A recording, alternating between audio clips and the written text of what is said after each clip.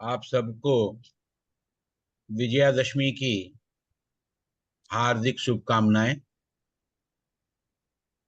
कितना अच्छा संयोग है कि वन बंधु परिषद ने आज के इस पावन दिवस पर यह विचार किया कि हमारे देश भर में जो कार्यकर्ता हैं, विशेष रूप से नगरों में, शहरों में जो कार्यरत हैं, उनके भी प्रज्ञा प्रबोधन हो। वर्तमान में देश में क्या चल रहा है, किस प्रकार की चुनौतियां हैं, हमारी उसमें क्या भूमिका हो सकती है, देश किस कठिन दौर से गुजर रहा है, इन सब विषयों पर हमारी जानकारी हो। कहीं मौके बेमौके आवश्यकता पड़ी तो हम भी इस विषय पर पूरे कॉन्फिडेंस के साथ में बोल सकें, इसके लिए ये प्रज्ञा प्रवाह या प्रज्ञा गंगा ये सत्र प्रारंभ किया जा रहा है। ये हम सब लोगों का सौभाग्य है कि देश की स्वमान धन्य सुप्रीम कोर्ट की एडवोकेट मोनिका जी हमारे साथ जुड़ी हैं। उन्होंने हमारे इस आग्रह को स्वीकार किया और आज का प्रथम सत्र वो स्वयं लेंगी। मुझे पूरा विश्वास है कि हम जिस तन्मयता से अपना कार्य कर रहे हैं, आज के इस प्रबोधन सत्र के बाद हम और कन्विक्शन के साथ काम कर सकेंगे। वन बंधु परिषद एकल अभियान का लक्ष्य कोई एक सभा संस्था वाला नहीं है कि हम कोई एक सभा संस्था चला रहे हैं, हम कोई एक सेवा संगठन चला रहे हैं, ऐसा नहीं है। हमारा लक्ष्य बहुत बड़ा है। हम तो राष्ट्र में जो हम जो प्राप्त करना चाहते हैं, हमारा जो ध्येय है, उसको प्राप्त करने वाले हम तो सैनिक हैं। इसलिए हमारा कन्विक्शन और स्पष्ट हो, इस कामना से ये आज का सत्र रखा गया है। आप सबका स्वागत, अभिनंदन। जब इस सत्र की कल्पना हुई तो मुझे नहीं लगता था कि इतनी बड़ी संख्या में और इतने उत्साह से लोगों का पार्टिसिपेशन होगा, किंतु अभी लगभग 200 से अधिक हमारे वन बंधु परिषद के कार्यकर्ता इस वर्चुअल सत्र में जुड़े हैं। यह इस बात का द्योतक है कि हम सब वैचारिक रूप से अपने कार्य से जुड़कर उसमें और अधिक स्पष्टता, प्रखरता, तेजस्विता लाकर काम को अग्रगति देने के लिए संकल्पित हैं। धन्यवाद। अब मैं आगे की कार्रवाई के लिए हमारी विनीता जी से अनुरोध करूंगा कि वे आगे की कार्रवाई करें। धन्यवाद। आप सभी को मेरा नमस्कार। मुझे ध्यान है नीरज जी से, विनीता जी से, आप में से कितने ही लोग मैं देख रही हूँ, सरोगी जी तो वहां उन्होंने बुलाया ही था। मैं आप सभी से मिली थी इंदौर में और ऐसा लगा था एक परिवार से मिल रही हूँ। मैं अपने ही परिवार में आज लग रहा है दोबारा पहुंच गई। इतना स्नेह, इतना प्रेम मुझे आप सभी से मिला। गीता जी यहाँ है, मैं जिसको भी देख रही हूँ, हम सबसे मिले हैं वहां पर, बहुत लोगों से मिले हैं। तो आज लग रहा है तब हम वास्तव में मिले थे, आज हम लोग ऑनलाइन मिल रहे हैं। और ये मेरा सौभाग्य है कि मैं इतने, कहते हैं ना कि आजकल के समय में अच्छे लोग, सच्चे लोग मिलने मुश्किल हो जाते। तो आपके यहाँ तो पूरी गंगा बह रही है अच्छे लोगों की और सच्चे लोगों की, जो अपने परिवार का ध्यान रखते हुए, समाज का काम करते हुए राष्ट्र के कार्य में लगे। और कल विजयदशमी थी, और विजयदशमी के बाद आज सुबह मैं एक डॉक्टर्स के प्रोग्राम में गई, जो डॉक्टर्स की शाखा होती है आरएसएस की, उसमें आज सुबह में थी। वहां उन्होंने मुझे बताया कि हम डॉक्टर्स ने पीछे शस्त्र पूजा पे त्रिशूल बांटे हैं। मुझे लगा डॉक्टर्स त्रिशूल बांट रहे हैं, कुछ समझ नहीं आया, क्योंकि हम मानते हैं कि अगर हम लॉयर्स हैं तो हमारी कलम बोलती है, आप डॉक्टर हैं तो आपकी प्रिस्क्रिप्शन बोलती है, आपकी दवा कौन सी खानी है वो बोलता है।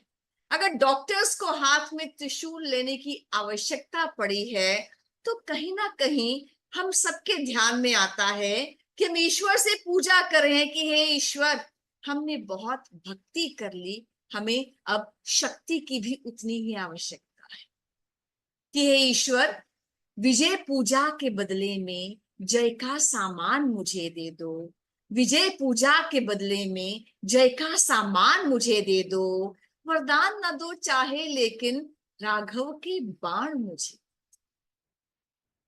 आप देखिए, कल जब हमने विजयदशमी का पूज्य सत्संग सार जी का भाषण सुना, उस भाषण में एग्जैक्टली यही बात वो लगातार कह रहे थे कि हमें भक्ति के साथ शक्ति की भी आवश्यकता।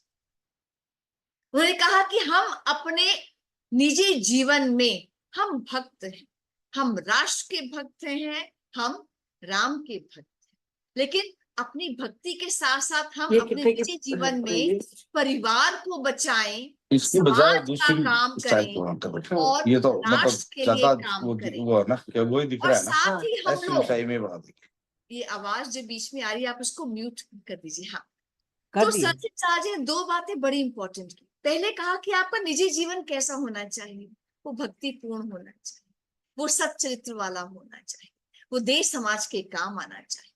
और दूसरी बात उन्होंने कही कि हम शक्ति के उपासक हैं।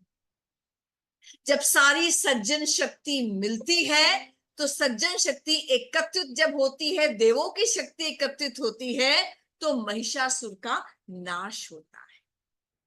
तो आज का जो हमारा एक विषय रहेगा, भक्ति और शक्ति दोनों का विषय, विजयदशमी के कारण से भी और सरसंचार जी ने जो कहा उसके कारण से। आप देखिए, हम लोग अपने घर बैठे हुए हैं, हमारे बच्चों को हम पढ़ा रहे हैं, और इतनी अच्छी बात जो सरोगी जी ने और रीता जी ने कहा कि हम अपने बच्चों को बाहर भेज रहे हैं, पढ़ने के लिए भेज रहे हैं, हिंदुस्तान के टॉप मोस्ट कॉलेजेस में भेज रहे हैं, लेकिन आज अपने बच्चों से संवाद करना मुश्किल हो गया।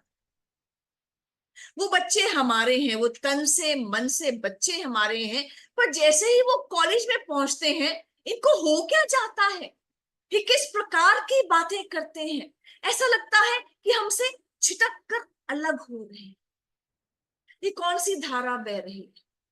तो दुनिया पे तो हम विजय बाद में प्राप्त करेंगे, पहले अपने घर को संभालना है, पहले अपने परिवार को संभालना है, पहले अपने बच्चों को संभालना है, उनसे संवाद स्थापित करना है। और ये बात मैं क्यों कह रही हूं, जब मैं इंदौर में आई थी यही बात मैंने तब भी कही थी। सरसंघ चालक जी ने जो अपने भाषण में कहा यही बात कही। उन्होंने कहा कि आज जो डेंजर है, आज जो हमारी संस्कृति के ऊपर आघात हो रहे हैं, वो वोकिज्म से हो रहे हैं, वो कल्चरल मार्क्सिज्म से हो रहे हैं, वो लेफ्टिस्ट इकोसिस्टम से हो रहे हैं। हमें लगता है ये सब क्या है, ये हमने थोड़ा बहुत सुना है इसके बारे में, पर ये है क्या? ये वो है जो कहता है आपका बच्चा आपके घर में रहेगा लेकिन उसका दिमाग है उस पर हम कब्जा करें। ये कैसे होता है, क्या भला है ये? आइए इसको जाने, और इसको कैसे जाने, जैसे मैंने इंदौर में भी कहा था, हम इसको एक कहानी के रूप में जाने, और ये सच्ची कहानी है, ये ऐसी कहानी है जिससे आपका बच्चा रोज रूबरू हो रहा है और हमें पता ही नहीं। ये वो कहानी है जो भारतीय विमर्श वर्सेस अभारतीय विमर्श को स्थापित करता है। हम खड़े हैं जो भारतीय विमर्श के सैनिक खड़े हैं, और दूसरी ओर ये यंग जनरेशन खड़ी है जो कहीं ना कहीं अभारतीय विमर्श की ओर जा रही। ये विमर्श कहां से शुरू होता है? रामायण क्यों पढ़नी?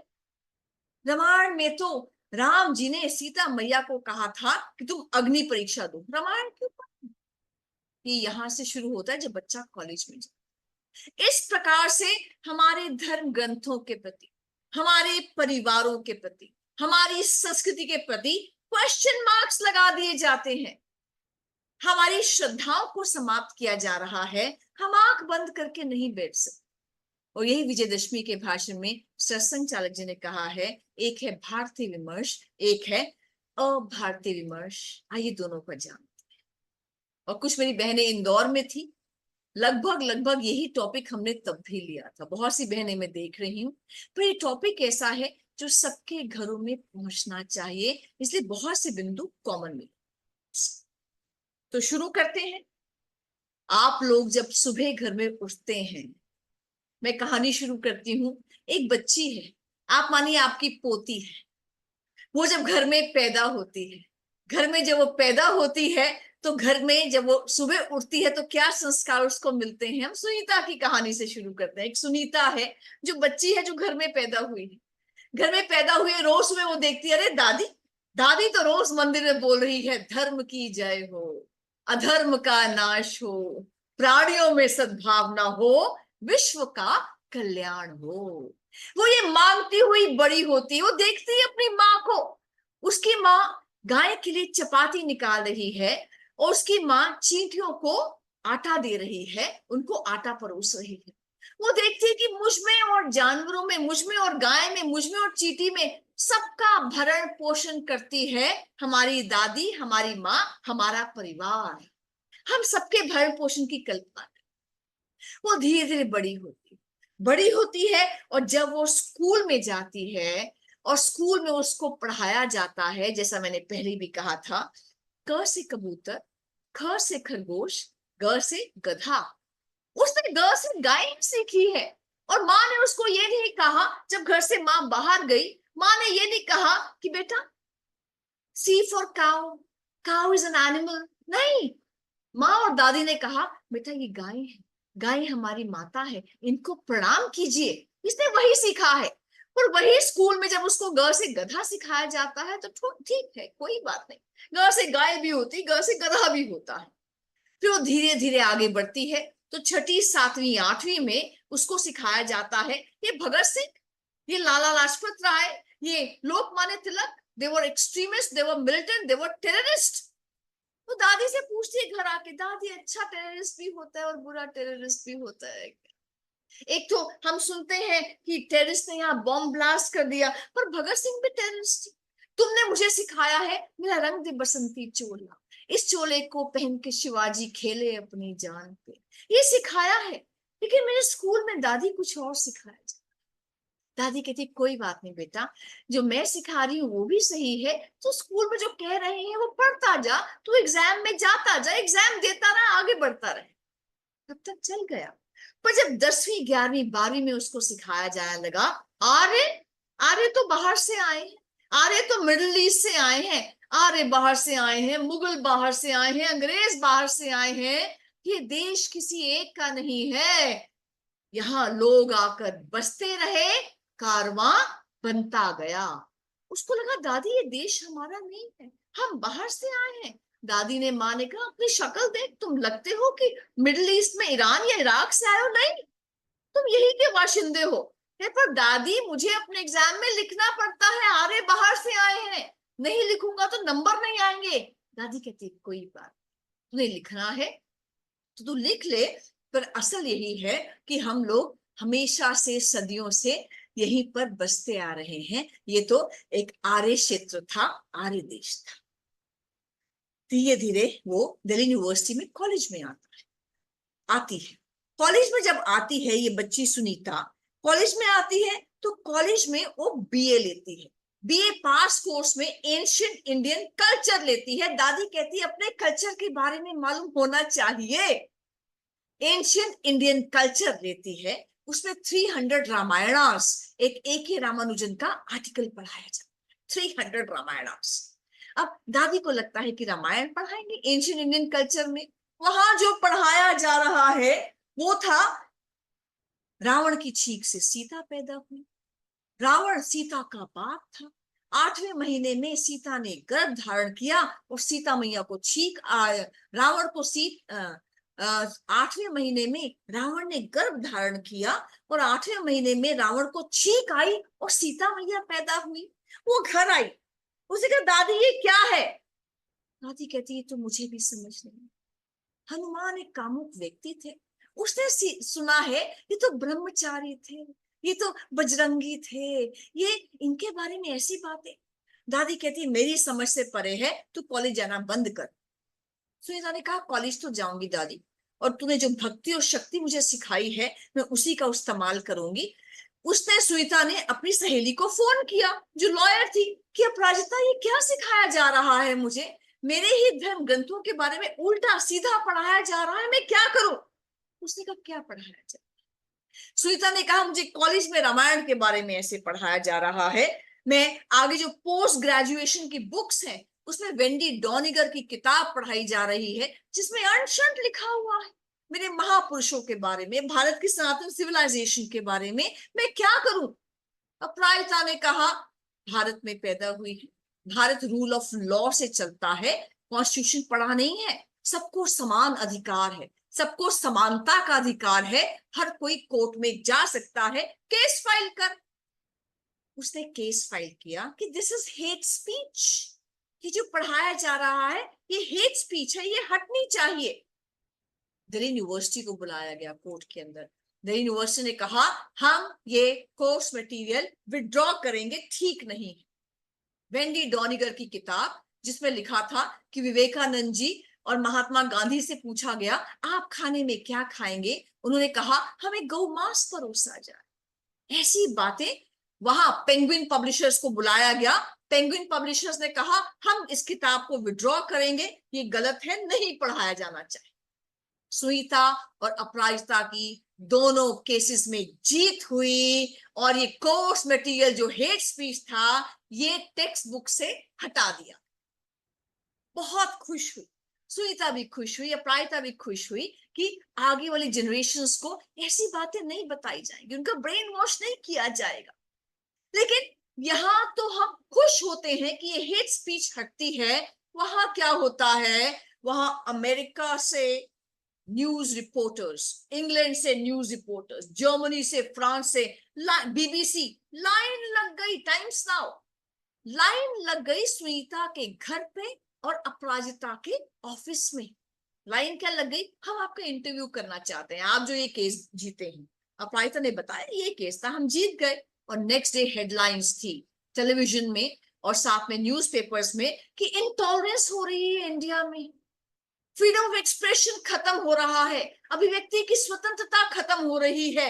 ऐसा लगा रातों रात इनको इंसल्ट किया जा रहा है। सुनीता ने कहा प्रायता हमने किया क्या है, हमने कहीं काले झंडे नहीं दिखाए हैं, हमने जिंदाबाद मुर्दाबाद नहीं किया, हमने शीशे नहीं तोड़े, हमें लगा कोई चीज गलत पढ़ाई जा रही है, हम सिंपली कोर्ट ऑफ लॉ में गए हैं और कोर्ट में जाके हमने अपनी बात रखी है। ये लोग कौन हैं जो देश से लेकर विदेश तक एक ही स्वर में बात कर, एक ही बात कर रहे हैं कि ऐसे कोर्स मटेरियल को क्यों हटाया गया, इनका लेना देना क्या है हिंदुस्तान से। और तब सुनीता ने उसको बताया, अपराजिता ने बताया सुनीता को। अपराजिता कहती है सुनीता ये अभारतीय विमर्श है, ये मार्क्सिस्ट विमर्श है, ये लेफ्टिस्ट विमर्श है, ये लेफ्टिस्ट इकोसिस्टम है। लेफ्टिस्ट इकोसिस्टम, ये लेफ्टिस्ट इकोसिस्टम क्या होता है? उसने कहा इकोसिस्टम क्या होता है, जब जम्मू कश्मीर से लेकर केरला तक एक आवाज में सब लोग एक ही एजेंडे के तहत एक ही बात को, वो इकोसिस्टम। जब स्कूल के बच्चों से लेकर कॉलेज के बच्चों तक, प्रोफेसर्स तक, वाइस चांसलर्स तक, इंटरनेशनल लेवल के प्रोफेसर्स तक एक ही आवाज में एक बात बोली जाती है, एजेंडे के तहत बोली जाती है, वो इकोसिस्टम। और लेफ्टिस्ट का इकोसिस्टम हिंदुस्तान में बहुत हावी है। सुनीता ने कहा मुझे समझ नहीं, मुझे इसको आप आसान शब्दों। उसने कहा सुनो, अपराजिता ने कहा कि 1967 में जब कांग्रेस पार्टी दो भागों में बट गई थी, नेहरू जी का देहांत हुआ था, उसके बाद तो जो जितने भी बुजुर्ग कांग्रेसी थे उनको लगा हम प्राइम मिनिस्टर बने। इंदिरा गांधी जी को लगा नहीं मैं प्राइम मिनिस्टर बनूंगी, तब वो गूंगी गुड़िया उनको कहते थे। तो इंदिरा गांधी जी के पास सपोर्ट की कमी थी, उन्होंने लेफ्टिस्ट यानी कम्युनिस्ट का सपोर्ट लिया। और कम्युनिस्ट ने क्या कहा कि कांग्रेस पार्टी आप पूरे भारत पे राज करो, पर भारत का जो मस्तिष्क है, भारत का जो दिमाग है, वो आप हमें दे दो। कांग्रेस ने कहा भारत का मस्तिष्क यानी, लेफ्टिस्ट ने कहा भारत का मस्तिष्क यानी भारत की यूनिवर्सिटीज, भारत के कॉलेजेस, भारत के रिसर्च इंस्टीट्यूशंस, भारत के मीडिया इंस्टीट्यूशंस, ये सब आप हमें दीजिए। लेफ्टिस्ट ने कहा सिलेबस हम तय करेंगे, टीचर्स को हम लगाएंगे, वाइस चांसलर्स को हम लगाएंगे, किन कोर्सेज में रिसर्च होगी वो हम बताएंगे। हमारा सिलेबस पढ़ के ही बच्चे मीडिया में जाएंगे, बॉलीवुड में जाएंगे, बॉलीवुड में वो लिरिक्स लिखेंगे, डायलॉग्स लिखेंगे, वहां की गाने लिखेंगे, एक्टर्स डायरेक्टर्स बनेंगे, रिसर्च करेंगे अलग अलग टॉपिक्स में, और कॉलेजेस के अंदर से निकल के प्रोफेसर्स बनेंगे, इंटरनेशनल लेवल पर वो प्रस्थापित होंगे। देश का दिमाग हमारे पास रहेगा।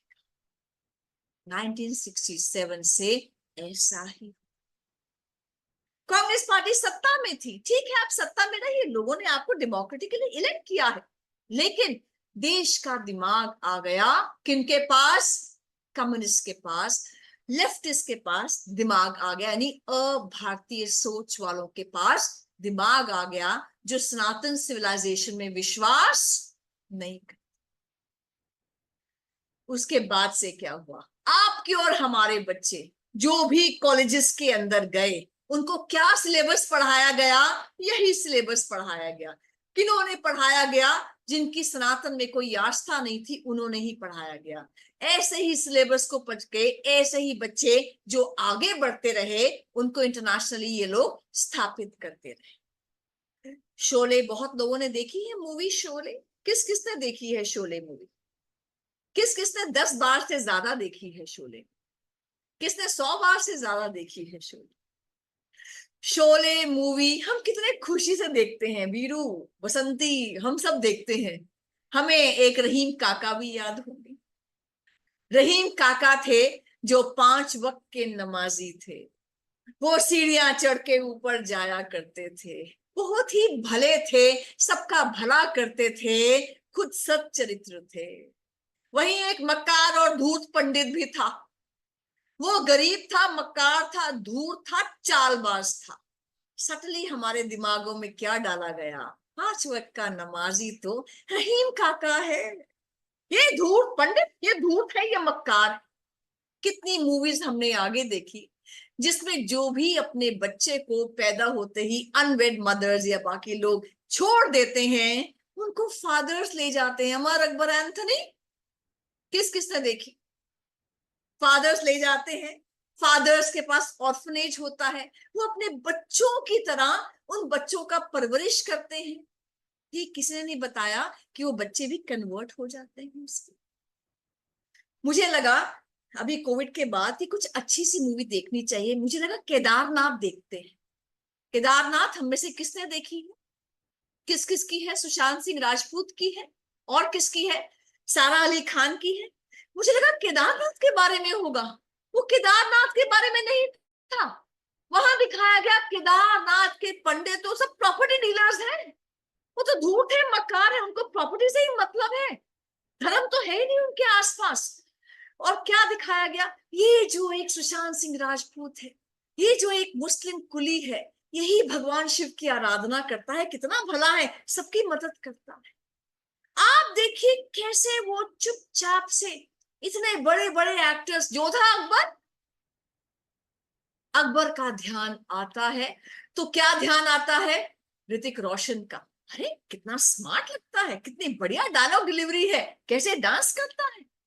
ये ध्यान नहीं आता कि अकबर के समय में मीना बाजार लगता था, जो लड़कियों द्वारा लगता था। शॉपकीपर्स लड़कियां होती थी, खरीदार लड़कियां होती थी। अकबर वहां बुर्का पहन के जाता था, जो हिंदू लड़कियां अच्छी लगती थी उनको उठाकर ले आता था। किसी ने ये नहीं बताया कि हमारी राजस्थान की वीरांगना थी जिसने वहां देखा, अकबर को बुरके पहचान लिया, उसको यूं पटकनी दी, उसकी छाती पर पांव रखा और कटार निकाली कि तेरा काम आज समाप्त करूंगी। अकबर ने उससे जान की माफी मांगी। ये कोई नहीं बताता, क्योंकि लेफ्टिस्ट इकोसिस्टम जो स्व का अभिमान है हम में, वो बताना ही नहीं चाहते हैं। हमने कह दिया ब्राह्मण तो हर पिक्चर में गरीब है, धूर्त है, मक्कार है। ब्राह्मण वर द प्रोफेसर्स जो हमें हमारे धर्म का ज्ञान देते हैं। स्कूल में, गवर्नमेंट स्कूल से 90% का एजुकेशन जो भारत में 90% गवर्नमेंट स्कूल्स में है। गवर्नमेंट स्कूल से आपने गीता को, रामायण को, महाभारत को बाहर कर दिया सेक्युलरिज्म के नाम। आपने वो तो बाहर कर दिया, लेकिन जो अल्पसंख्यकों के अपने कॉलेजेस और स्कूल्स हैं, वो उनको उनकी किताबें बता रहे हैं, वो सब सिखा रहे हैं। हम ना हिंदुइज्म सिखा रहे हैं, हमने ब्राह्मणों को गाली दे दी, तो हमने अपने कोर्स मटेरियल से सनातन सिविलाइजेशन को बाहर कर दिया। जो प्रोफेसर्स थे, ब्राह्मण पढ़ाते थे, उनको बाहर कर दिया। आज हम रूटलेस सोसाइटी बन गए हैं। हमें नहीं पता हमारे गणेश जी की सूंड क्यों है, हमें नहीं पता हमारे हनुमान जी एक मॉन्की जैसे क्यों लगते हैं, हमें किसी ने बताया नहीं है। और कौन बताएगा? सिलेबस हम पढ़ते नहीं है, हमें पढ़ाने वाला कोई है नहीं, इसलिए आपके और हमारे बच्चे आज अपनी रूट्स को खोज रहे हैं। हम हैं कौन? उन्हें कहा जा रहा है तुम ऐसे हो, तुम ऐसे हो, तुम्हारे गणेश जी ऐसे हैं, तुम्हारे मॉन्की गॉड्स हैं। उनको समझ नहीं आ रहा कि इतना हम पर क्यों कहा जा रहा है। हिंदुस्तान की यूनिवर्सिटी से लेकर स्टैनफोर्ड तक, शिकागो तक, हर जगह हमारे बच्चे यही फेस कर रहे हैं।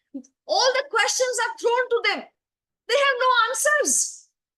आंसर कौन बताएगा? हमने उनको इंजीनियर, डॉक्टर तो पढ़ाना सिखा दिया, हमने उनको आईवी लीग के कॉलेजेस में भेज दिया, हम कौन है ये नहीं बताया। आज सोशल मीडिया के टाइम पर आपको गाली दी जा रही है, आप कह रहे नहीं मैं ऐसा नहीं हूं, मैं वैसा नहीं हूं, मैं ये नहीं हूं, मैं 33 करोड़ देवता नहीं है। अरे तुम हो कौन? वो कौन? ये कौन बताएगा? आप बताओगे, आपका परिवार बताएगा, बॉलीवुड नहीं बताएगा, आपकी किताबें नहीं बताएंगी, कोर्स मटेरियल नहीं बताएगा। वहां लेफ्टिस्ट का कब्जा है। आपके रिसर्च इंस्टीट्यूट्स में क्या रिसर्च हो रही थी कि जैसे ब्लैक्स ने व्हाइट्स के विक्टिम बने, जैसे व्हाइट्स ने ब्लैक्स पर अत्याचार किया, ऐसे तीनों जो कास्ट हैं उन्होंने दलितों पर अत्याचार किया। शबरी नहीं पढ़ाई जा रही, केवट नहीं पढ़ाया जा रहा। भगवान राम ने कहा था सुग्रीव मेरा भाई है, उसके बिना राज तिलक नहीं होगा, ये नहीं पढ़ाया जा रहा। वो शहरवासी राम वनवासी हनुमान के गले लगते हैं, ये नहीं पढ़ाया जा रहा जो आप एकल में बताते हैं। कुछ नहीं पढ़ाया जा, ये पढ़ाया जा रहा है जैसे कालों पर अत्याचार किया ऐसे दलितों पर अत्याचार किया। हम कुछ बोल ही नहीं पा रहे। हमारा भारतीय वर्ष हमें पता नहीं है, क्योंकि परिवारों में we are telling them to how to seek valuation, how to start a startup, how to go forward in AI, how to be engineers and doctors and lawyers and CS. हम कौन हैं, हमारी धरा क्या है, हमारा पैर कहाँ जमेगा, वो भी बताना उतना ही आवश्यक है। क्योंकि जिंदगी केवल सफल नहीं होनी चाहिए, सार्थक भी होनी चाहिए। Our life should not only be successful, it should be meaningful also. तो लेफ्टिस्ट ने पूरा का पूरा पढ़ाया, लगातार पढ़ाया, हमें भी यही पढ़ाया। और जब ये सब पढ़ाया, दिमाग सारा, हमारी जनरेशन तो 1960s की है, उससे कुछ साल पहले की, कुछ साल बाद की है, हम इसी में पढ़ते हुए आगे आज यहां तक आए हैं। सोशल मीडिया तो आज आया है, आज जब विनीता जी बोलती है तो हर कोई खड़े होकर सुनता है कि क्या बोलती है, वो कहां से पॉइंट्स लेकर आती। मैंने पूछा, मैंने कहा कहां से पॉइंट्स लाते हैं? वो कहते हैं मोनिका जी इतने अच्छे अच्छे मैसेजेस आते हैं, मैं लगातार सर्च करती हूँ। सोशल मीडिया ने आपको ताकत दी है। जो नेक्स्ट जनरेशन है ना, आज की जनरेशन हमारी कंफ्यूज है, हम हैं कौन। नेक्स्ट जनरेशन पता लगाएगी हम हैं कौन, उसके पास सारे जवाब होंगे। इसमें हमें मदद करनी है, परिवारों को मदद करनी। अब लेफ्टिस्ट इकोसिस्टम ने 1967 ऑनवर्ड्स हमें अभारतीय बनाते गए, डी हिंदुआइज करते गए, डी नेशनलाइज करते गए, और उन्हें ट्रेलर अपना दिखा दिया 2016 में। और 2016 में आपको ध्यान है, मैंने बताया था इंदौर में भी, जेएनयू की लॉयर हूं 10 साल से, जेएनयू के सारे केसेस मेरे पास। और क्या 2016 में उनके नारे लगे थे, हम सबको याद है, भारत तेरे टुकड़े होंगे इंशाअल्लाह, भारत की बर्बादी तक जंग रहेगी, अफजल हम शर्मिंदा हैं, तेरे कातिल अब तक जिंदा है, तुम कितने अफजल मारोगे, घर घर से अफजल निकलेगा। मैंने कहा था कि एक भी अफजल नहीं निकला, उसको पता है मोदी और योगी बैठे हैं, छोड़ेंगे नहीं, यूएपीए लगा देंगे। लेकिन ये तो ट्रेलर है जो नारों के रूप में आता है। पूरी की पूरी स्क्रिप्ट आप किसान आंदोलन में देख रहे हो, जाट आंदोलन में देख रहे हो, सिख आंदोलन में देख रहे हो, और साथ में सीए में आपने देखी है, और आज आप बांग्लादेश में देख रहे हैं। एक ही स्क्रिप्ट है, एक ही स्क्रिप्ट, जिसको हम कहते हैं इंफॉर्मेशन वॉरफेयर। आज का जो युद्ध है, मैंने बताया था, ये सीमाओं पर नहीं लड़ा जाएगा, ये रफेल से, ये हेलीकॉप्टर से, ये टैंक से, ये मिसाइल से नहीं लड़ा जाएगा। ये युद्ध है विचारों का युद्ध, ये है इंफॉर्मेशन वॉरफेयर। और इंफॉर्मेशन वॉरफेयर में हथियार क्या है? बंदूक नहीं है जी, सैनिक नहीं लड़ रहे जी, सीमा पर नहीं लड़ रहे जी, तो लड़ कैसे रहे हैं? ये लड़ रहे हैं इंफॉर्मेशन, सूचना से। ये सूचना को हथियार के रूप में इस्तेमाल कर रहे हैं। एक सूचना आती है, पूरे भारत में आग लग जाती है, हम कहते फिर जाते हैं कि गलत है, ये ऐसा नहीं है। क्या हुआ सीए में हम सब जानते हैं, मैंने बताया भी था उस दिन। सीए में, सीए क्या था? हम लॉयर्स हैं, हमने पूरा सिटीजनशिप एक्ट पढ़ा है, नागरिकता आपको किसे कैसे मिलेगी, इसका एक्ट है, नागरिकता कानून है। नागरिकता कानून में संशोधन किया उन्होंने। क्या संशोधन किया? कि जो आसपास के इस्लामिक देश हैं, पाकिस्तान है, अफगानिस्तान है, बांग्लादेश है, जहां मजहब के नाम पे अल्पसंख्यकों पर अत्याचार हो रहा है, यानी हिंदुओं पर, पारसियों पर, जैनियों पर, बौद्धों पर, क्रिश्चियंस पर, सिख्स पर जो अत्याचार हो रहा है, ये जो प्रताड़ित लोग हैं, ये बेचारे जो दौड़कर अपने बेटे बेटियों की रक्षा करते हुए, धर्म की रक्षा करते हुए भारत में आकर रह रहे हैं, भारत में 5 साल से रह रहे हैं, इनको और नागरिकता के लिए प्रतीक्षा नहीं करनी पड़ेगी। इन सबको हम 5 साल यहाँ आते हुए हो गए, रहते हुए हो गए, हम इनको नागरिक बनाएंगे। नॉर्मली आपको 9 साल वेट करनी पड़ती है, पर हम 5 साल में ही इनको नागरिक बनाएंगे। Fair enough. तो सीए का कानून इतना ही है, नागरिकता संशोधन कानून इतना ही है कि जो अल्पसंख्यक हिंदू, सिख है, क्रिश्चियंस है, जिनको मजहब के नाम पे प्रताड़ना कर रहे हैं, 5 साल से हिंदुस्तान में रह रहे हैं, इनको हम नागरिकता देंगे, फुल स्टॉप। इसके अलावा कुछ नहीं। मुस्लिम का तो शब्द भी नहीं है। अब आप देखिए, ये कानून आया, इसको 5 स्टेप्स में कैसे पूरे हिंदुस्तान को जला दिया। इस कानून में अफवाह फैलाई गई, मुस्लिम्स को देश से बाहर फेंक दिया जाए, मुस्लिम्स को कागज दिखाने पड़ेंगे वरना देश से बाहर कर दिया जाएगा। ये अफवाह, सूचना को अफवाह की तरह फैलाया। किसके बीच में टारगेट ग्रुप आइडेंटिफाई किया गया? वो टारगेट ग्रुप कौन सा था? वो था जामिया मिलिया इस्लामिया, वो था जेएनयू, वो था अलीगढ़ मुस्लिम यूनिवर्सिटी।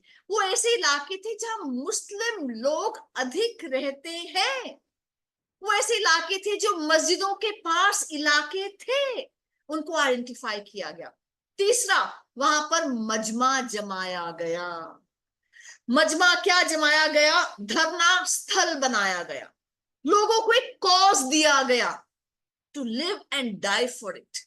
वहां पर धरना बनाया गया, वहां पेंटिंग कंपटीशन रखा गया, वहां सॉन्ग एंड डांस रखा गया, वहां बोर्डिंग, लॉजिंग, फूड सब दिया गया, वहां बिरयानी दी गई, वहां रात को गद्दों पे आप सो सकते हो, नाच हुआ, गाना हुआ, पेंटिंग हुई, और बीच बीच में स्पीचेस गुलाम नबी आजाद आ रहे हैं, मणिशंकर अय्यर आ रहे हैं, बीच बीच में स्पीचेस देकर नफरत परोसी गई।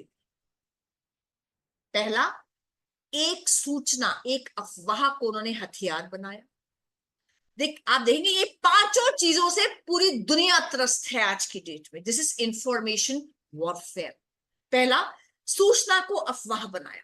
दूसरा, टारगेट ग्रुप आइडेंटिफाई किया, माइनॉरिटीज, मुस्लिम्स।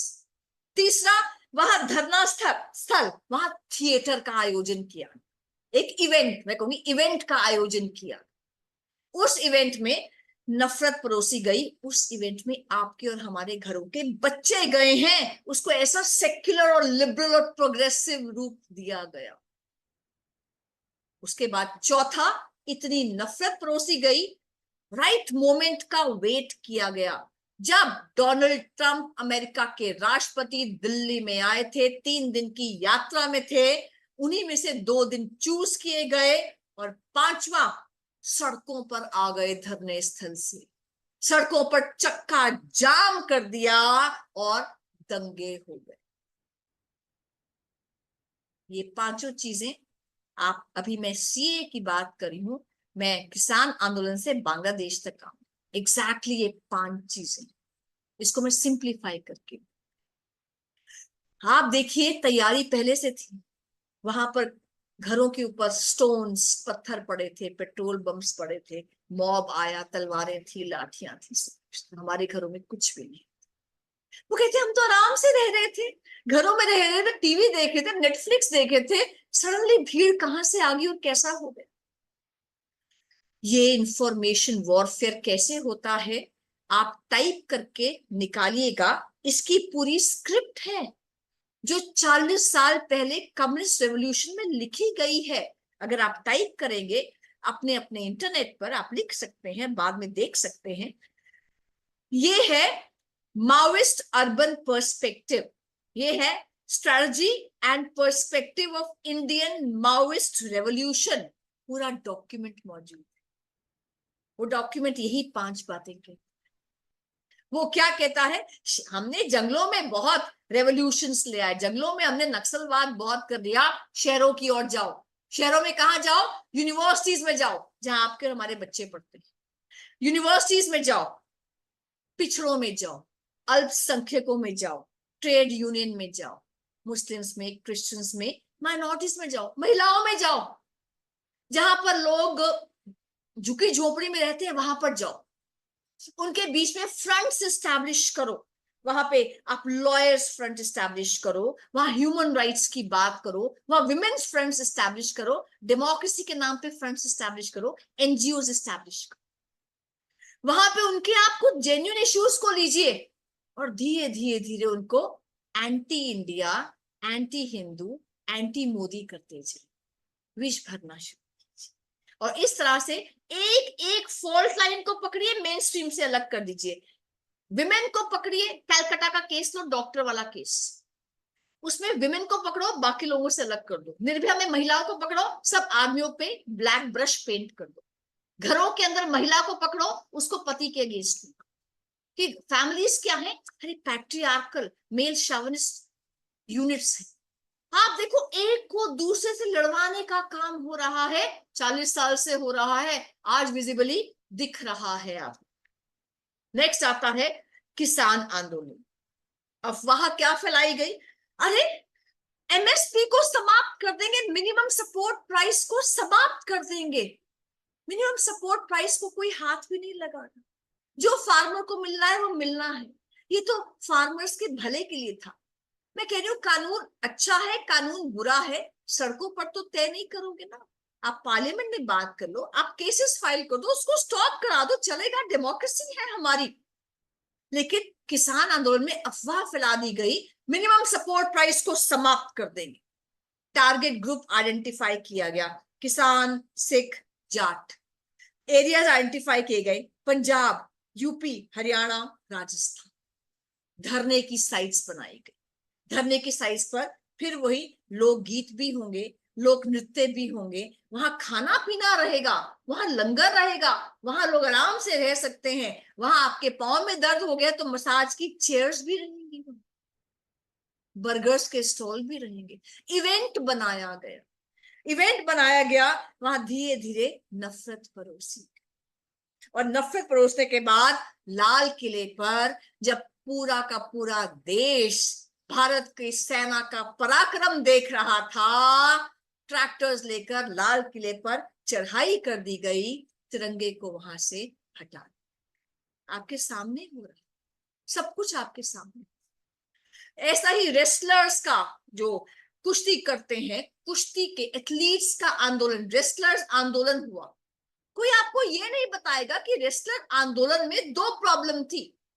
वो दो प्रॉब्लम क्या थी कि नेशनल स्पोर्ट्स फेडरेशन में वर्चस्व, डोमिनेंस किसकी होगी, यूपी के लोगों की होगी या वो हरियाणा के लोगों की होगी। इन दो लोगों में संघर्ष। कोई ये नहीं बताएगा कि नया नियम आया था जिसमें है कि आप कितने भी बड़े रेसलर होगे, आपको नेशनल लेवल पर वो एंट्रेंस एग्जाम क्लियर करना पड़ेगा गेम्स का, तभी आप इंटरनेशनली जा सकते हो। उन्होंने कहा हम नेशनल क्यों खेलेंगे, हम तो कॉमनवेल्थ खेल चुके हैं, हम यहाँ एंट्रेंस क्यों करेंगे। वो कहा कि हो सकता तुमसे अच्छा कोई खिलाड़ी हो, नहीं नहीं नहीं, हम तो कॉमनवेल्थ आए हैं, हम कोई नेशनल लेवल का वो नहीं देंगे, हम तो सीधा वहां जाएंगे। केसेस हमने फाइट किए हैं। तो आप देखिए एक एक करके पैटर्न देखिए क्या चल रहा है, और ये पैटर्न यूनिवर्सिटी से भी चल रहा है, मैं यूनिवर्सिटी से भी आऊंगी। बांग्लादेश किसान आंदोलन हमने भारत में देखा, हमने सीए भारत में देखा। बांग्लादेश 2/3 मेजोरिटी से वो सरकार चुनकर आई थी, 2/3 मेजोरिटी से चुनी हुई सरकार थी। उसके बारे में पहली क्या अफवाह फैलाई गई, elections were rigged. Election voting machine, election commission, election में जो बूथ थे सब पे रिगिंग हुई है, घपला हुआ है। ये तो चुन के ही ना आती शेख हसीना, चुनना किसी और को जाना था, ये चुन के आ गई है करप्शन के। फिर कहा गया, और ये जो पूरा नरेटिव चला सिर्फ बांग्लादेश में नहीं, इंटरनेशनली चला। अमेरिका में, इंग्लैंड में चारों ओर से आवाजें आई, अरे ये तो इलेक्शंस रिग्ड है, ये तो जीत नहीं सकते थे, इलेक्शन कमीशन बिका हुआ है, इलेक्ट्रॉनिक वोटिंग मशीन या जो बैलेट सिस्टम है वो ही खराब। नरेटिव चला dictator, Sheikh Hasina is a dictator. Dictator है जी, किसी की सुनते नहीं है, डिक्टेटर है। वो बांग्लादेश में चला, वो पूरी दुनिया में नरेटिव, अमेरिका ड्रिवन नरेटिव चला, डिक्टेटर है, जिसको 2/3 बांग्लादेश के लोग वोट डालकर जिता रहे हैं, अपना प्रेसिडेंट प्राइम मिनिस्टर बना रहे हैं, वो डिक्टेटर कैसे हो सकती है। ये नरेटिव चला। फिर वहां इवेंट मैनेज किया गया, धरना लगाया गया, 2, 2.5, 3 साल से धरना चल रहा था, पीसफुल चल रहा था, और उस धरने के अंदर एक लॉ को लाया गया कि रिजर्वेशन क्यों दे रहे हो फ्रीडम फाइटर्स को, रिजर्वेशन को समाप्त करो।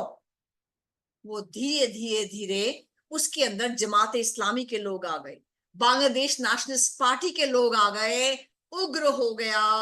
वो सब के सब जो उनका महल है, उनका घर है शेख हसीना का, उस पे हमला कर दिया, बवाल कर दिया। उनके पिताजी मुजीबर रहमान की तरह उनका भी वो कत्ल कर देते अगर इंडियन फोर्सेस उनको वहां से निकालती। वो one of the largest exporting countries, जो कॉटन एक्सपोर्ट करता है, जूट एक्सपोर्ट करता है, क्या कपड़ा बनाता है, इतना बड़ा exporter country, today it is in ruins. वो समाप्त हो रहा है। वहां पपेट रिजीम ले आए हैं मोहम्मद यूनुस जी, जिनको नोबेल पीस प्राइज मिला था, नोबेल प्राइज मिला था, उनकी पपेट रिजीम स्टैब्लिश कर दी। भारत में भी एग्जैक्टली यही करने की साजिश चल रही थी।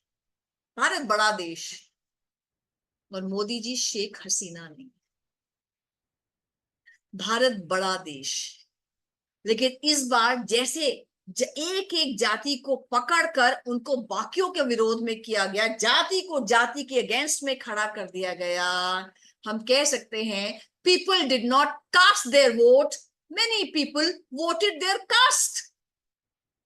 मैंने बताया था वहां इंदौर में भी, हमारा बेटा एक बार उबर में गया, जब इलेक्शन होकर हटे थे, रिजल्ट आना था, तो उबर ड्राइवर, उबर के पीछे लिखा था यादव्स, तो उबर ड्राइवर से पूछा हमारे बेटे ने कि आप किसको वोट देंगे। अरे हमारे तो अखिलेश जी हैं, हम तो अखिलेश जी को वोट देंगे, समाजवादी पार्टी।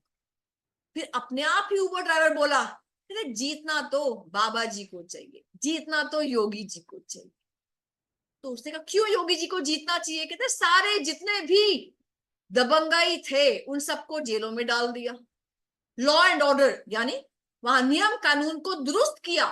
अब वहां पे वो सड़क पे गैंग वॉर नहीं होते हैं, लोग जेलों के अंदर हैं, वहां कानून व्यवस्था ठीक की है। कहते आप कह रहे हो कि जीतना योगी जी को चाहिए पर आप वोट वहां दे रहे हो, तो कैसे जीतेंगे? उसने कहा ये मुझे नहीं पता, हमारा वोट तो जाएगा जहां मैंने कहा है वहां जाएगा, जीतना योगी जी को चाहिए। ये तो नहीं होगा, ये हो नहीं सकता। इस बार बड़ी मुश्किल से हारते हारते जीते हैं, बहुत मुश्किल से। लेकिन हम पॉलिटिक्स की बात क्यों कर, हम क्यों चाह रहे हैं कि बीजेपी सरकार में आए? करप्शन बीजेपी में भी हो सकती है, प्रॉब्लम बीजेपी में भी हो सकती है, इंटरनल फाइटिंग उसमें भी हो सकती है, डिक्टेटोरियल वो भी हो सकते हैं। लेकिन हम इसलिए चाह रहे हैं कि सनातन सिविलाइजेशन की जो बात करता है आज के समय में, वो केवल मोदी जी और उनकी पार्टी है जो बात करती है। मैं एज अ लॉयर बता सकती हूँ, मैंने लॉस को बदलते हुए देखा है। I never thought about BJP और कांग्रेस जब तक मैंने उनकी नीतियां नहीं देखी। कर्नाटका में जब बीजेपी सत्ता में आती है तो गिरिजा व्यास जी के और बीजेपी वहां पर गौ वध पर प्रतिबंध लगाती है, यानी बीफ बैन कर देती है। तो गिरिजा व्यास जी क्या कहती हैं, मेरे राहुल बाबा को बीफ बिस्किट्स बड़े पसंद हैं, वो बीफ बिस्किट्स कैसे खाए? और जैसे ही वापस कांग्रेस सत्ता में आती है, गौ वध पर जो प्रतिबंध था उसको हटा देती, it allows the slaughter of cows. वापस बीजेपी सत्ता में आती है, वो फिर गौ हत्या पर प्रतिबंध लगा। जब ममता जी की सरकार कलकत्ता में आती है तो कितने ही दूल्हागढ़ हो जाते हैं, कितने ही घटनाएं ऐसी हो जाती हैं, ऐसा लगता है कि हम कहाँ रह रहे हैं, निकलना चाहिए क्या यहाँ से? क्या हमारी अगली जनरेशन सेफ रहेंगी यहाँ? मुझे अपना इंडिविजुअल किस्सा ध्यान है, मैंने बताया था कि जब सीए पर हम लोगों का था कि संघ की ओर से भी सीए पर बात होनी चाहिए, तो मुझे कहा गया कि मोनिका जी आप यूपी में लखनऊ और एक जगह और जाकर अपनी बात रखें। हम लोग गए लखनऊ में, बार एसोसिएशन का शानदार वहां पर वो हॉल था जिसमें शायद 3,000 लॉयर्स बैठे हुए थे, हम कुछ रिटायर्ड जजेस, हमारे सॉलिसिटर जनरल्स, हम लोग सब एक लाइन में मंच पर बैठे हुए थे। मैं आखिरी स्पीकर थी। तो मैंने देखा फ्राइडे का दिन था, सीए आंदोलन जोर पर था, दिल्ली में शहीन बाग हमें मालूम ही था। वहां पर 4 बजे के आसपास, क्योंकि उस बड़े हॉल के लगभग 10 दरवाजे थे जहां से एंट्री एग्जिट कर सकते थे, उन 10 दरवाजों पर पुलिस की भयंकर तैनाती हो गई। एक एक दरवाजे में बंदूकधारी 20-20 पुलिस वाले आकर खड़े हो गए 4 बजे के आसपास। और फिर 5, 5:30 बजे वहां से सब पुलिस वाले हट गए। तो मैंने बाद में अपने स्पीच के बाद उनसे पूछा, मैंने कहा व्हाट हैपेंड? 4 बजे पुलिस वाले आ रहे हैं, 5 बजे हट रहे हैं, हुआ क्या? उन्होंने कहा 4 बजे यहाँ मस्जिद से अनाउंस हुआ था कि सीए के आंदोलन में हम पार्टिसिपेट करेंगे, और यहाँ से 50,000 की भीड़ मोनिका जी निकली थी, पब्लिक प्रॉपर्टी को, सरकारी संपत्ति को तोड़ते फोड़ते हुए निकली थी। मैंने कहा 50,000 की भीड़? कहते हाँ, आपके यहाँ यही रास्ता था, यहाँ आनी थी। मैंने कहा फिर क्या हुआ? कहते यहाँ अगर अंदर आ जाते तो बहुत ही राइट्स हो जाते यहाँ पर। कहते तभी योगी जी ने अनाउंस कर दिया कि इन सबके जो जो भीड़ में निकले हैं, सीसीटीवी कैमरा इनके चेहरे रिकॉर्ड कर रहा है, और इनके सबके घर पे बुलडोजर चल जाएगा जो सरकारी संपत्ति को नुकसान कर रहे। कहते उनकी माएं आ गई और मार मार के अपने बच्चों को वापस ले गए। उन लोगों ने जो सड़क पर निकले थे वापस अपने घर चले गए कि अगर सरकारी संपत्ति को नुकसान करेंगे तो ये योगी बाबा है, बख्शेगा। आप देखिए, आप और हम कुंभ में गए थे, कितना सुंदर आयोजन। और जब समाजवादी पार्टी सत्ता में थी तो कुंभ का जो हेड था, सीईओ थे आजम खान जी। जब ओबामा जी हिंदुस्तान आए थे तो उनको सबसे पहले गुलाम नबी आजाद जी हुमायूं टॉम्ब लेकर गए थे, ताजमहल दिखाया था। और आज जब डोनाल्ड ट्रंप हिंदुस्तान में आते हैं तो उनको गीता भेंट की जाती है, गंगा आरती दिखाई जाती। This is not between BJP and Congress, नहीं तो हम बात ही ना कर रहे होते। इट इज अबाउट सिविलाइजेशन, भारतीय विमर्श और भारतीय विमर्श। It is about Sanatan civilisation and those who say only we are right, our way or highway. अपने को क्या करना है? अपने को बड़ी बड़ी चीजें नहीं करनी है। जिन्हें सरकार चलानी है सरकार चलाएंगे, जिन्हें कोर्स चलानी है कोर्स चलाएंगे, अपने को अपना परिवार चलाए। और सबसे बड़ा आघात जो आज की डेट में है, एज अ लॉयर मैं बता सकती हूं, हमारे परिवारों पर है। कैसे? मैं 2-3 एग्जाम्पल्स देके अपनी बात पूरी कर। हम कहते हैं ना कि यूनान मिस्र रोमा सब मिट गए जहां से, कुछ बात है कि हस्ती मिटती नहीं हमारी। कौन सी बात है? मैं बचपन में पूछा करती थी, मेरे माँ बाप ये कोई बता नहीं पाया वो कौन सी बात थी, पर आज ध्यान आता है वो कौन सी बात है कि हम हैं, 1000 साल की गुलामी के बाद भी हम हैं। वो कौन सी बात है? वो बात है हमारी संस्कृति, भारत की संस्कृति। मैंने उस दिन भी कहा था, मैंने कहा किसी भी देश पर, ईरान पर, इजिप्ट पर, किसी भी देश पर जब आघात हुए, हमले हुए, उनके राजा को हटा दिया गया, तो इस्लाम आया तो पूरा देश इस्लामिक बन गया। पोप की क्रूसेड्स चली तो पूरा देश क्रिश्चियन बन गया। हमारे यहाँ 100 साल नहीं, 1000 साल तक हम गुलाम रहे, पहले मुसलमानों के, मुगलों के और अंग्रेजों के। वहां ऊपर किसी का भी राजपाट हो, किसी का भी शासन प्रशासन हो, किसी के पास भी आर्मी हो, खजाने हो, हमारे राजा राम ही रहे, हमारे राजा सदा राम रहे। हमने किसी को अपना राजा माना ही नहीं। आप देखिए आज भी जब हमारा बच्चा पैदा होता है, पैदा होने से लेकर आखिरी सांस तक हम 16 संस्कारों को मानते हैं। हमारे जो विवाह होते हैं, विवाह में हम वेद मंत्रोच्चारण करते हैं, जो 1000 साल पहले थे आज भी वही है, फर्क नहीं आया। हम कहते हैं किसी की भी सरकार हो, हमारी सत्ता तो सनातन की ही रहेगी। हमने अपना धर्म नहीं छोड़ा, और धर्म किसने नहीं छोड़ा? परिवारों ने ही छोड़ा। आज भी परिवार, जब बच्चा पैदा होता है तब से लेकर आखिर तक वेद मंत्र हमारे घर में पढ़े जाते। भोजन से पहले हमारे वही मंत्र हैं, जो भी पढ़ते हैं या नहीं पढ़ते हैं, उसमें उसमें मिलावट नहीं हुई, चीज नहीं। ये कैसे हुआ? परिवारों ने, इट वॉज डिसेंट्रलाइज्ड। नालंदा जला दिया, नालंदा जल गया, पर हमारी दादी ने, हमारी माओ ने जो उनको याद रहता था वो नेक्स्ट जनरेशंस को दिया है। इसी कारण आज हम हिंदू हैं, हम बदले नहीं। परिवारों पर आघात है, परिवारों पर टारगेट है। मैरिटल रेप वाला केस मैं कर रही थी 6 साल तक गवर्नमेंट ऑफ इंडिया की ओर से। उसमें था कि अगर पत्नी कहती है कि पति ने उसके साथ बलात्कार किया है तो पति को जेल हो जाएगी। पत्नी की ही जो बात होगी उसी को माना जाएगा, किसी और को नहीं माना जाएगा। हाई कोर्ट में मैटर गया, सुप्रीम कोर्ट में मैटर गया, जजेस कहते हैं it is about individual right. बात तो ठीक है, हमने कहा ठीक नहीं है। परिवार में जो विवाह होता है भारतीय परिप्रेक्ष्य नहीं है, ये वेस्टर्न सिविलाइजेशन है जो मानती है कि इंडिविजुअल के आसपास सब कुछ चलता है। मी एंड माय राइट्स, मैं हूं, मेरी राइट्स है, मेरा बैंक बैलेंस है, बाकी मुझे कुछ नहीं चाहिए। नहीं, भारत ये नहीं है। भारत में परिवार है, वो परिवार पति पत्नी को भी देखता है, दादा दादी को भी देखता है। घर में किसी की शादी नहीं हुई है, कोई अविवाहित है, उसका भरण पोषण भी करता है। कोई दुर्भाग्यवश अपाहिज हो गया है, उसका भरण पोषण भी करता है। 3, 4, 5 जनरेशंस जो भी जिंदा है एक ही परिवार में रहती है। चूल्हा एक हो या दूसरा हो, हमारे यहाँ स्टेट के डोल्स नहीं होते, अमेरिका में स्टेट स्पॉन्सर्ड हो गया है।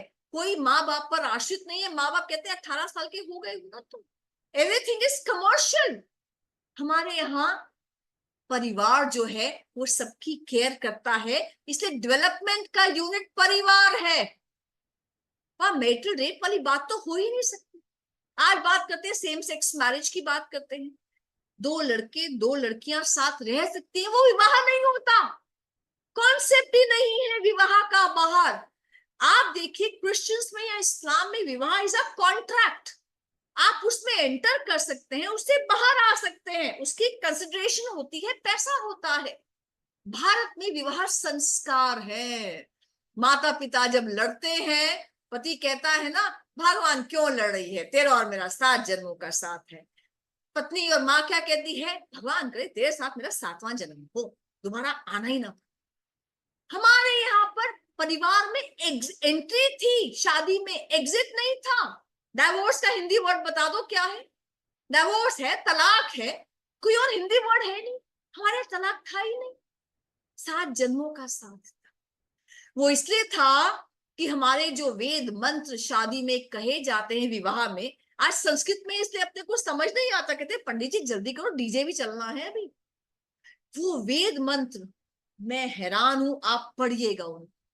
आपको पता है उस वेद मंत्रों में जो हस्बैंड है वो अंडरटेकिंग्स देता है वाइफ को। अंडरटेकिंग्स क्या देता है? I promise you 7 things. Wife कहती है मैं तुम्हारे जीवन साथी तब बनूंगी जब तुम मुझे 7 वचन दोगे, तभी मैं वामांग आकर बैठूंगी, तुम्हारे लेफ्ट साइड पर बैठूंगी, तुम्हारे दिल के नजदीक बैठूंगी, तुम्हारी जीवन संगिनी बनूंगी। वो 7 बातें क्या है? पत्नी कहती है कि सबसे पहले आप मेरे को उचित सम्मान दोगे, आप जो धर्म कार्य है, दान दक्षिणा है, उससे मुझे सहभागी बनाओगे। पति कहता है स्वीकार है। वो कहते हैं मैं आपके वामांग आकर बैठने को तैयार। दूसरा, पत्नी कहती है कि आप जैसे अपने माता पिता का सम्मान करते हो, अपने परिवार का सम्मान करते हो, वैसे ही आप मेरे माता पिता का, मेरे परिवार का सम्मान करोगे, तभी मैं आपके वामांग बैठने को तैयार हूं। पति कहता है स्वीकार है। पत्नी कहती है अब तक तो आप यूं ही घूमते थे, आप कुछ कमाते भी नहीं थे, अब तो परिवार की, मेरी, सबकी जिम्मेवारी आपके ऊपर आने वाली है। आप कमा धमा लेना, आपको मेरा, मेरे परिवार का खर्च वहन करना होगा। क्या आप स्वीकार करते हैं? पति कहता है मैं स्वीकार। पत्नी कहती है कि मैं अपनी सहेलियों के बीच में बैठी हूँ, मैं अपने मायके या ससुराल में बैठी हूंगी, मैं अपने कहीं भी बैठी हूंगी, आप मेरी इंसल्ट नहीं करो, आप मेरी बात को काटोगे नहीं, आप मेरी बेइज्जती नहीं करोगे, मुझे सम्मान दोगे। क्या आप तैयार हैं? वो कहता है मैं स्वीकार। पत्नी कहती है जहां भी आप पैसा खर्चोगे, आप कोई प्रॉपर्टी लोगे, स्टेट लोगे, जहां भी आप पैसा खर्चोगे, आप मेरी मंत्रणा करोगे मुझसे, मेरी एडवाइस लोगे, इनपुट्स लोगे, सजेशंस लोगे, उससे मेरी सहभागिता बनेगी, मुझे भी सम्मान मेरे परिवार में मिलेगा। क्या आप तैयार हैं? वो कहते हैं मैं स्वीकार करता हूं, मैं तैयार हूं। और आखिर पत्नी कहती है मेरी समस्त आवश्यकताओं की आप पूर्ति करेंगे, अपनी ड्यूटी से आप भागेंगे नहीं, और किसी भी पराई स्त्री को आप मां समझेंगे। केवल आप मेरे पति हैं, हर दूसरी स्त्री आपके लिए मां समान होगी, मेरे और आपके बीच में कोई भी तीसरा भागीदार नहीं बनेगा। क्या आप स्वीकार करते हैं? पति कहता है मैं स्वीकार करता हूं। ये अंडरटेकिंग्स देने के बाद पत्नी उनके लेफ्ट साइड पर, उनके दिल के नजदीक आकर बैठती हैं, और फिर वो लोग 7 वचन लेते हैं। और वो 7 वचन क्या लेते हैं? वो दोनों लेते हैं 7 वचन, वो इन्हीं लाइंस पर हैं। 7 वचन है कि दोनों कहते हैं कि हम मिलजुल कर अपने परिवार का भरण पोषण करेंगे, हम एक दूसरे की शक्ति बनेंगे, हम हर प्रकार से एक दूसरे को सशक्त करेंगे, हम सुख और समृद्धि में और परिवार में देखेंगे हम कुछ फालतू खर्च तो नहीं कर रहे, हम बचत करेंगे, परिवार को ठीक से चलाएंगे, हम संतान उत्पन्न करेंगे, हम परिवार को आगे बढ़ाएंगे, हम उस संतान की परवरिश संस्कारों के साथ करेंगे, हम सुख दुख में एक दूसरे के साथी होंगे। और आखिरी है हम लाइफ लॉन्ग कंपेनियन होंगे, एक दूसरे को लव, पेशेंस, अंडरस्टैंडिंग और लॉयल्टी के साथ एक दूसरे का साथ देंगे। दोनों कहते हैं हम तैयार हैं, और ये हमारी सप्तपदी है, ये हमारे 7 वचन है, ये हमारे 7 फेरे हैं। हम आगे अग्नि को साक्षी मानकर, ऊपर ध्रुव तारे को साक्षी मानकर, क्योंकि सारे तारे हिलते हैं, ध्रुव तारा स्थिर रहता है, कि तुम पति अपने वचनों पर स्थिर रहो, हम दोनों अपने वचनों पर स्थिर रहेंगे। ये अग्नि साक्षी है, सब देव साक्षी हैं, तब जाके विवाह होता है।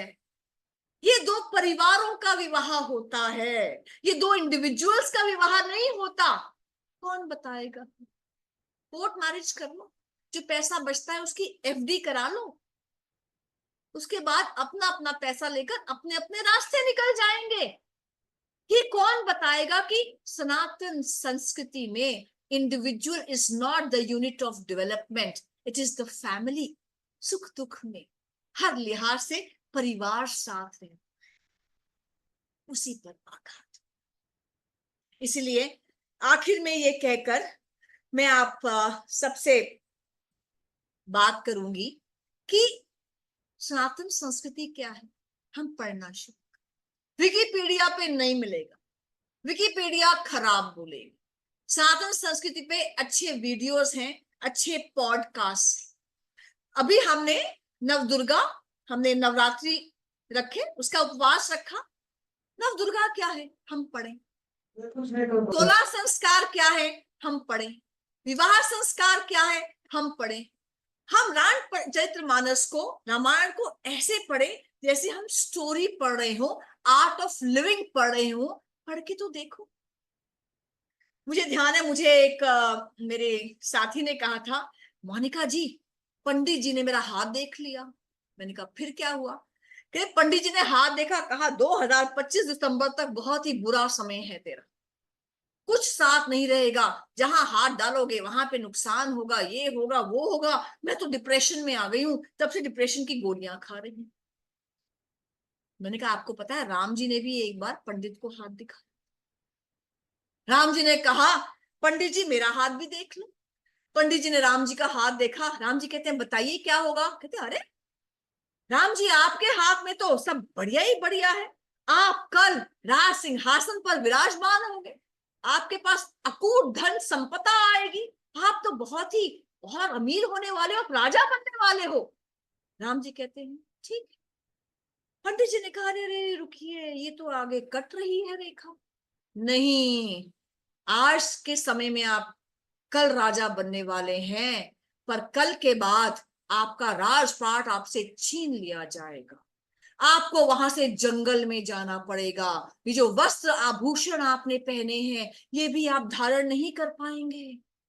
यही नहीं, आपकी आपकी पत्नी के साथ, भाई के साथ आपको जंगल में भेज दिया जाएगा, आउट ऑफ बाउंड्स कर दिया जाएगा, आप अयोध्या में रह ही नहीं पाओगे। राम जी कहते हैं आगे क्या? वो जंगल में गए, कहा जैसे ही आप जंगल में जाओगे वहां खाने पीने को कुछ नहीं होगा, आप वहीं की जड़ी बूटियां खाओगे, और फिर सीता जी भी किडनैप हो जाए। उनका आगे क्या होगा? उसने कहा आगे आपकी कोई मदद के लिए नहीं आएगा, आपको वहीं से अपनी मदद लेनी पड़ेगी, और उसके बाद आप राक्षसों का नाश करोगे, फिर आप अपने घर पर वापस आ जाओगे। उन्होंने कहा आगे क्या होगा?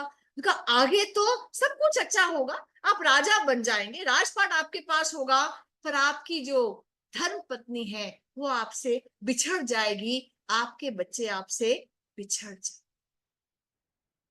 आप सोचिए आपके राम जी के जीवन में कितनी मुसीबतें आई हैं। राम जी उस समय इंसान के रूप में थे ना, अगर वो हार मान लेते तो वो राजा राम ही रह जाते, भगवान राम नहीं बने। ये जो पूरी प्रक्रिया थी अयोध्या से निष्कासन की, 14 वर्ष के वनवास की, इतने ट्रबल्स, इतने चैलेंजेस की, इन्होंने उनको राजा राम नहीं बनाया, भगवान राम बना। इसलिए जो भी मुसीबतें हमारी जिंदगी में आती हैं, हमारे भगवान राम हैं, हमारे भगवान कृष्ण हैं, जिनको कोई चाहता ही नहीं था वो पैदा हो, जो जन्मे, शुरू से आखिर तक सब उनकी हत्या का प्रयास करते रहे, लेकिन वो अपनी गैया को लेकर बांसुरी बजाते कि जीवन में कितने भी कष्ट आ जाएंगे, मेरी बांसुरी, मेरी गैया उसके साथ है, मैं जो करूंगा वो समाज हित, देश हित। तो आपसे करबद्ध प्रार्थना है, हमें क्या करना है? आखिरी का 1 मिनट, हमें क्या करना है? सनातन संस्कृति के बारे में पढ़ना है, कोई नहीं बताएगा। मोदी जी आप किताबों में चेंज क्यों लाते? ले आएंगे। समाज क्या कर रहा है, देश क्या कर रहा है, जुडिशरी क्या कर रही है, कर देंगे। हमें अपने परिवार में डाइनिंग टेबल पर बैठकर पहली बात सनातन संस्कृति को पढ़ना है, उसके बारे में बताना है। दूसरा, डाइनिंग टेबल पे ई फास्टिंग करनी है, इलेक्ट्रॉनिक फास्टिंग। एक वहां पर आप बास्केट रख दीजिए, जितने भी मोबाइल्स हैं, जब हम खाना एक साथ बैठकर खाएं, मोबाइल्स को साइलेंट करके उल्टा करके उस बास्केट में रख दीजिए, टीवी ऑन मत कीजिए। वो केवल आधा घंटा घर के छोटे सदस्य से शुरू करेंगे। हम भोजन मंत्र करें, ब्रह्मार्पणम से शुरू करें कि ये भोजन है, ये हमारे शरीर में शक्ति प्रदान कर रहा है, वैल्यूज प्रदान कर रहा है। उसको हम कैसे खाते नहीं, निगलते हैं जैसे 32 नहीं, पेट में 64 दांत हो। तो केवल वो आधा घंटा हम प्रॉपर्टी की बात नहीं करेंगे, पैसे की बात नहीं करेंगे, करियर की बात नहीं करेंगे, हम परिवार की, देश की, समाज की बात करेंगे। हमारा मोबाइल उल्टा पड़ा होगा, we will do e fasting, आधा घंटा केवल। और बिलीव मी, हम कहते हैं संवादहीनता हो रही है, बच्चे हमसे बात नहीं करते। आप बच्चों से सिर्फ इतना सा पूछ लीजिए, आज क्या अच्छा गया आपके दिन में? शुरू करेंगे, बोलते रहेंगे, बोलते रहेंगे, कितने घंटे बोलते रहे आपको पता भी नहीं चलेगा, क्योंकि आज हम सब बोलने के लिए लालायित रहते, कोई किसी को सुनता नहीं।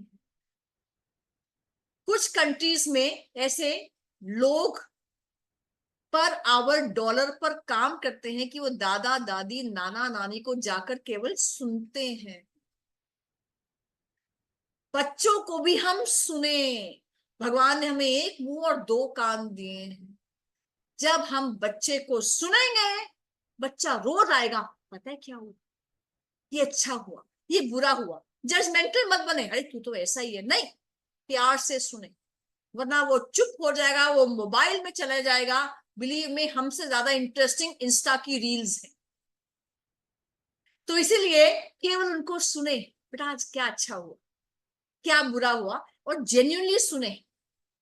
डाइनिंग टेबल, खाना खाने का समय हमारा बेस्ट टाइम होना चाहिए, फैमिली का टाइम होना चाहिए, विदाउट मोबाइल। और कोई रामचरितमानस पढ़ना शुरू करें ना, हम सब पढ़ते हैं, पर मुझे ध्यान है मैंने दिसंबर में 10 दिन लगाकर, 10 घंटे लगाकर पूरी रामचरितमानस पढ़ी, उसके नोट्स लिखे। और मुझे लगा अगर अगले युग में कृष्ण भगवान गीता नहीं लिखते, Ramcharitmanas would have given you art of living. Gita वही होती, सच्चा मोटिवेशनल बुक। हम उस तरह से उसको पढ़े, आजकल की भाषा में उसको बोले। परिवार को संभालिए, समाज संभल जाएगा, देश संभल जाएगा। और ये बात कहकर अपनी बात मैं समाप्त करती हूँ। मुश्किलें हैं, एंड बिलीव मी, अगर ये टॉपिक आज विनीता जी ने, सरोगी जी ने, गीता जी ने कहा है लेने के लिए, भारतीय विमर्श और अभारतीय विमर्श, अगले 1 साल में आपके परिवारों पर आघात बढ़ने वाला है। आपके ही आकर बच्चे कहेंगे क्या है हिंदुइज्म में, या तो एक भगवान भी नहीं है, समझ भी नहीं आता क्या है। वहां देखो, आपको पता भी नहीं चलेगा कब हमारा बच्चा, जिसको हम अमेरिका में पढ़ा रहे हैं, कब वो किसी पीर फकीर के पीछे हो लिया, हमें आइडिया भी नहीं लगेगा। ये हमारे आसपास की घरों की बातें हैं, जो केसेस रोज आ रहे हैं, हम डील कर रहे हैं। इसलिए आज से शुरू करते हैं। मुश्किलें आएंगी, दिक्कतें आएंगी, तो क्या हो गया, हम तो राम के वंशज हैं। मैंने कहा ना, राजा राम नहीं बनना, भगवान राम हमारे आदर्श हैं। चैलेंजेस को समझना है, इस देश को बचाना है, देश रहेगा तो हम रहेंगे। तो असफलता एक चुनौती है, स्वीकार करो। क्या कमी रह गई देखो और सुधार करो। जब तक ना सफल हो नींद चैन को त्यागो तुम, संघर्ष का मैदान छोड़ मत भागो तुम। कुछ किए बिना ही जय जयकार नहीं होती। आप सब एकल वालों की कोशिश करेंगे तो कभी हार नहीं। जय हिंद, जय भारत।